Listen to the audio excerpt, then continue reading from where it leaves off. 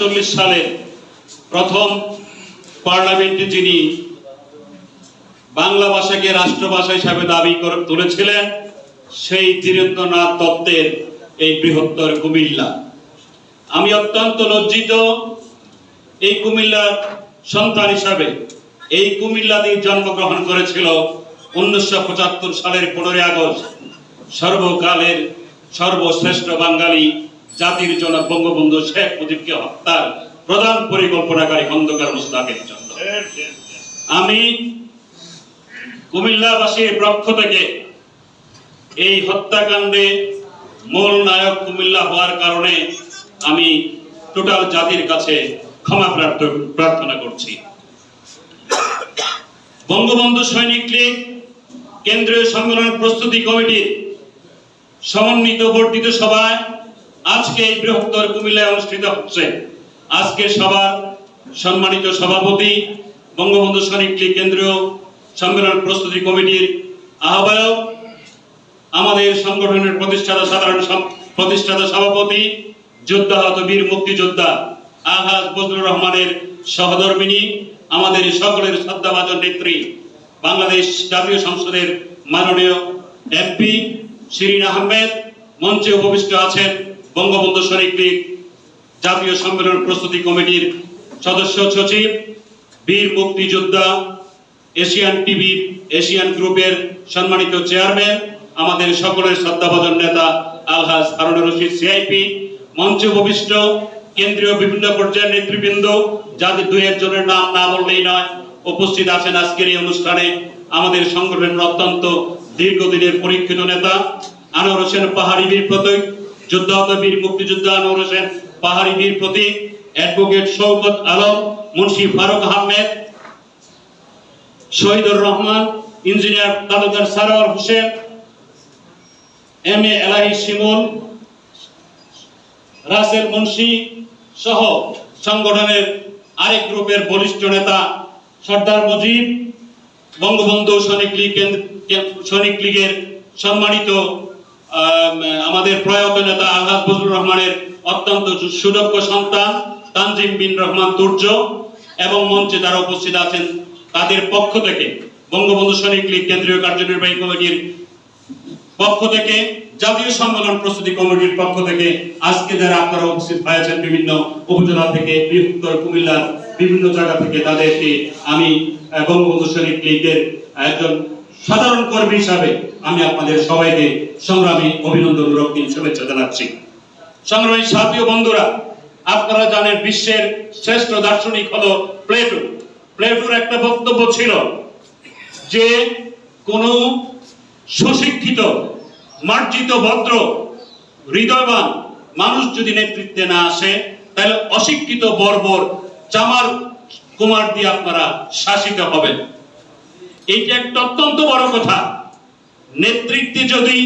নেতৃত্বের গুণাবলী মানুষ না আসে, নেতৃত্বে যদি সুশিক্ষিত ভালো সংগঠক না আসে তাহলে সেই সংগঠন সামনের দিকে এগিয়ে যেতে পারে না। এই বাংলাদেশ বঙ্গবন্ধু সৈনিক লীগ জন্মের পর থেকে আজকে 27টি বছর পার হয়েছে।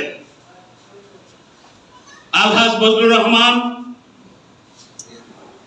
নেতৃত্বে আমি জিএচএম কাজল সহ আর অনেকেই সারা বাংলাদেশের এমন কোন জেলা নাই ওনার চিঠি নিয়ে ঘুরে বেরিয়েছি সংগঠনটাকে দাঁড় করানোর জন্য, যার ফলে হাঁটি হাঁটি পা পা করে 27টি বছর পার হওয়ার পর আজকে আমরা জাতীয় সম্মেলনের দ্বার প্রান্তে। একটি সংগঠনের ভিতরের সকল নেতৃবৃন্দ, সকল নেতা কর্মীবৃন্দদের মন মানসিকতা, চারিত্রিক বৈশিষ্ট্য, চিন্তা চেতনার মান এক থাকে না, যার কারণে কিছুটা দ্বিধা বিভক্ত, কিছুটা সংকোচ, কিছুটা দূরত্ব সৃষ্টি হয়। আপনারা জানেন একটা পরিবারে 10 জন সন্তান, পরিবারের 10 জন সদস্য থাকলে সেখানেও কিন্তু সুন্দরভাবে সুষ্ঠুভাবে সবাই একমত হতে পারে না। কিন্তু একটি গুরুত্বপূর্ণ সুচিন্তিত মতামতের ভিত্তিতে কিন্তু সবাই একমত হয়। যেই কারণে দীর্ঘ বিভক্তি থাকার পরেও জাতীয় সম্মেলনের প্রশ্নে আজকে আমরা সবাই এক এবং অভিন্ন।